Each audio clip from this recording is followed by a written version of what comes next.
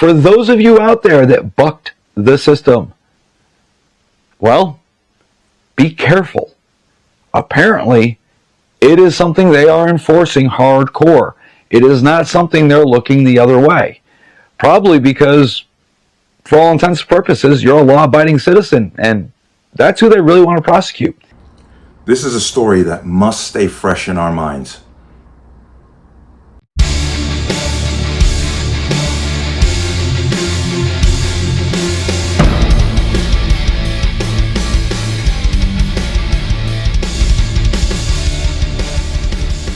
Welcome to another installment of Connecticut Gun Bench. Today's video is brought to you by P.A.N. Firearms, LLC. P.A.N. Firearms for NRA certification of multifaceted gun training. You can reach us at 203-300-6343 or use our website at www.panfirearmsllc.com. As always, there'll be a link in the description box below. If you like channel, like content, and what I do, you can support with a link. Everything's appreciated. Once again, online store is open. You can get some cool merch. Another way to support what I do here. Also, keep an eye out on your notifications. I'm getting people telling me that they're not getting our notifications, and some people have said that their subscriptions have been turned off. So just check that and make sure that's good to go. Let's talk about this. And this is an interesting story, and also very troubling story, and should worry us, especially for those of us in the state of Connecticut. One of the people in my comment section said, do this story about the single mom who got arrested for an assault weapon. And I was like, I have not heard this story. Of course, I went on researched and did as much as I could to find out as much information as I could get, and I couldn't find squat. Then I found one thread in AR15.com where they mentioned this, and it took me to the Gun Guru webpage, his YouTube channel. You should check him out. He's very good. But once again, we're in the same boat. I think all of these people, we should all be working together. But he's got excellent information on this. And the reason why, after listening to all the information, I decided to make this video is to keep this story alive. We cannot let this story just be buried in a humdrum of our lives, especially as gun owners in this state. This is an example of the state taking retribution on good people when we know that they let the criminals run rampant in this state. And I'll explain that at the end. But I want to go through a brief synopsis of exactly what's going on here. And once again, she has GoFundMe's and whatnot to help pay for her legal fees. I'm going to leave the links for those down below. I'm going to definitely throw some money her way. But here's the gist of the story. Plymouth, Connecticut, she lives in a duplex. At some point, she started dating her neighbor. They broke up. The neighbor started dating a new person. Cool. One day she came home and she removed and disassembled an inoperable other from the trunk of her car and walked it into her home. The neighbor's girlfriend saw this and took the Ring camera video and uploaded it to the Plymouth Police Department. This was August of 2024. Gave it to the Plymouth Police Department, claiming she was in fear of her life. Now, there are no videos of that. I couldn't find anything to show you how I don't know if she was just carrying the parts in her hand or how it worked, but apparently they were visible. There would be no issue at this point. But January of 2025, the police come to her house with a search warrant. And I already immediately have questions. What warranted them going to a judge to get a search warrant because somebody uploaded a video claiming they were in fear for their lives when there apparently didn't seem to be any interaction between each neighbor? That's a whole nother question, what brought them there with a search warrant. But she allowed them into the home. She let them, they took her guns, they suspended her permit. A detective from the Plymouth Police Department contacted her and said, there's a warrant out for your arrest because we are charging you with possession of an illegal assault weapon, which apparently was the other that she had. She goes, hi. So here's the story behind this. I currently live in a duplex, and I started seeing my neighbor. And then we broke up. Okay, you're dating, you broke up. He started dating another woman. Fair enough. She goes on to talk about her master's degree and how she's a single mother to a 3-year-old daughter. So she says that the new girlfriend and ex decided it's a good idea to upload a video to the Plymouth Police Department and then state the fact that she's fearful of her life because her other, which is inoperable because it's not completely built yet, was being carried from the trunk of her car to her front door, even though the gun was in pieces.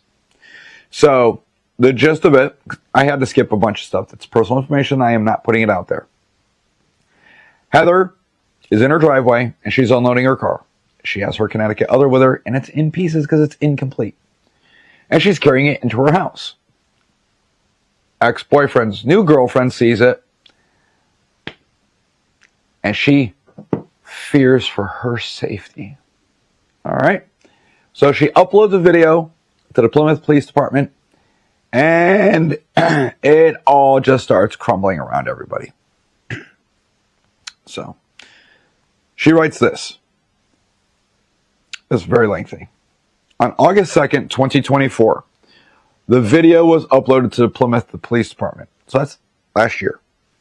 In January the 24th of this year, Plymouth Police Department came to her house with a search warrant and took all of her guns, revoked her permit, pulled it at least.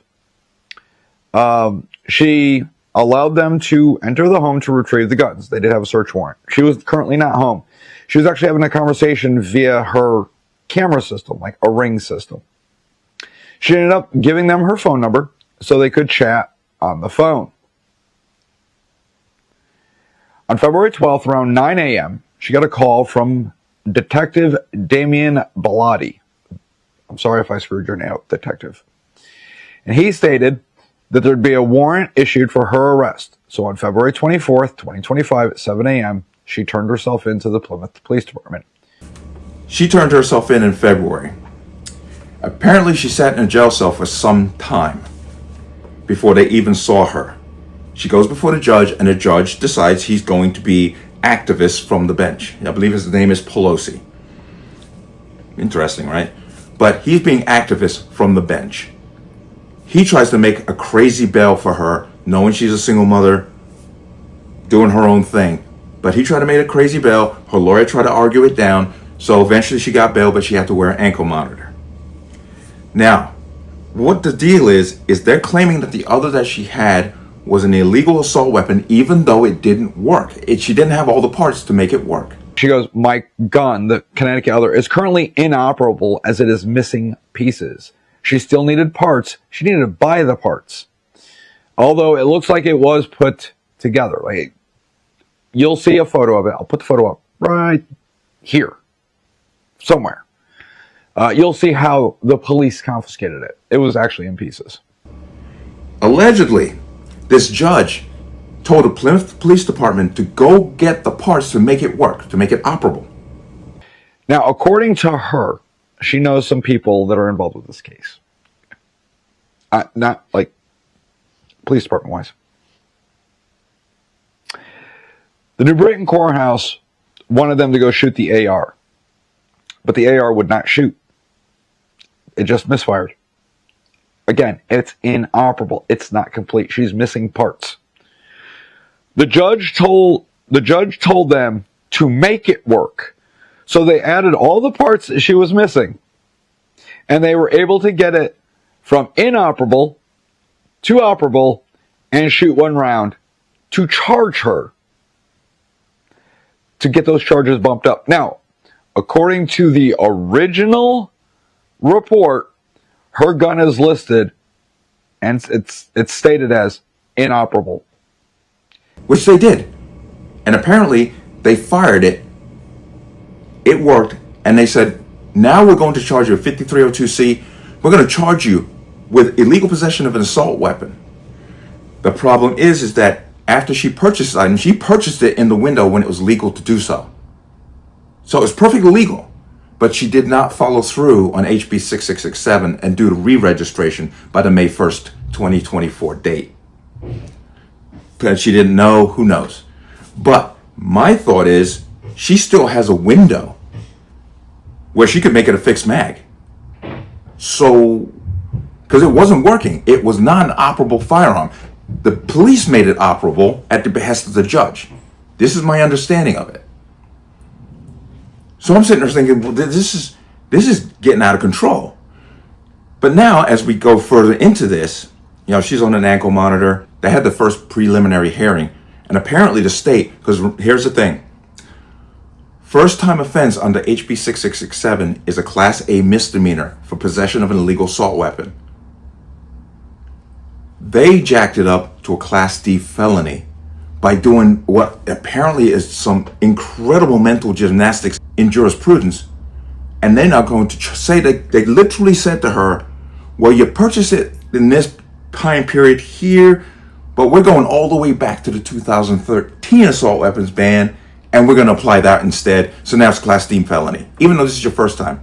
I know you guys are all curious. How did it go from a Class A misdemeanor to a Class D felony? Well, I do have some information here on how everything is breaking down, and then we're going to go through step by step the actual general statute, because some things come into play as well, some things do not. All right. So I guess the prosecution disagrees with the misdemeanor under 53202A1F, which defines her possession of parts capable of being assembled into an assault weapon as described in 53202A1E as a felony for which 1 year is mandatory minimum. 53-202CA would be a misdemeanor if she lawfully possessed such a firearm legally prior to April 4th, 2013, which she could not because she would have only been 17 at the time. And it's not technically a long gun in the state of Connecticut. So back then when it was, you could own a long gun at 18 to 20, which we've done away with, she'd still be too young. It goes on to say that the 2023 assault weapon is a legally defined term in 53202A10, which only included possession offenses listed in 53202A, GH, and I. The state is going to proceed under 53202F. Thus, they're charging her with not having a 2023 assault weapon, what they call an assault weapon. So here's the dilemma. One, she bought the lower in the window of when Connecticut others were a thing. And they're throwing it out the window and saying that even though she bought it lawfully and legally in the state of Connecticut while we had a Connecticut other, they are going to retroactively take it all the way back to 2013. And because she didn't own it then, now they're going to charge her for a felony versus that misdemeanor. You have no other record of any kind. This is your first time. We're just going to reapply the 2013, which is SB 1160. We're going to apply that to your case, and now it's a Class D felony. They are literally railroading this woman, and it's beyond shocking. And we should perk up our ears and pay attention, because if they can do this to her, they're going to do it to anyone. They can do it to anybody. You don't have money and influence, they can pull you down just as easily. It's unbelievable what they're doing. But like I said, she has a GoFundMe set up, and it's in the description box below, and to a couple of Cash App and a Venmo. Help her out. Okay, let's try to get her some, because I'm hoping, well, a lot of good names have been thrown around, like Fishbein, Sherman, a couple of others, but they're expensive. And what they're doing to her is a disgrace. Let me bring you back a little bit. 2 years ago, I did a story on a man in Hartford. This man is a convicted felon. He was working a warehouse in the city, and he was stealing items from the warehouse. He stole 50 guns, a crate, if I'm not mistaken, a box crate of 50 guns. They knew it was him. When they caught up with him, they only recovered 14 of the guns. So 36 of those guns to this day are still out in the black market. That man, when they sentenced him, convicted felon, he was a prior convicted felon. He is now being charged with stealing guns and selling them. They gave him 3 years because he pled guilty to 1 count of gun possession and 1 felony count of illegal gun possession. 3 years. 3 years. That was 2 years ago, which means there's a good chance that he's out already. That's the state of Connecticut. They're railroading this innocent woman, and she is innocent. Maybe she didn't know about the re-registration, because there are a lot of people who don't know about the re-registration under HB 6667.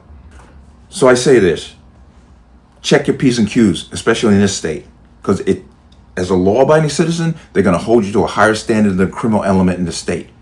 They always do. And I applaud Gun Guru for coming up with all this info. If you really want to dig deeper, I will get his links to the 2 videos concerning this specific case, and you can sit down and watch it. As I said, I'm talking about it just to keep it fresh. I want it to stay fresh because I want people to rally behind this woman, because that could be you, just like that. So just remember that. I mean, they just locked up a doctor for manslaughter for protecting himself. I mean, so trust me, the state is not on your side. It is not we the people with them. It's we those who agree with our ideology. But what they're doing is disgraceful. And once again, I keep an eye on this.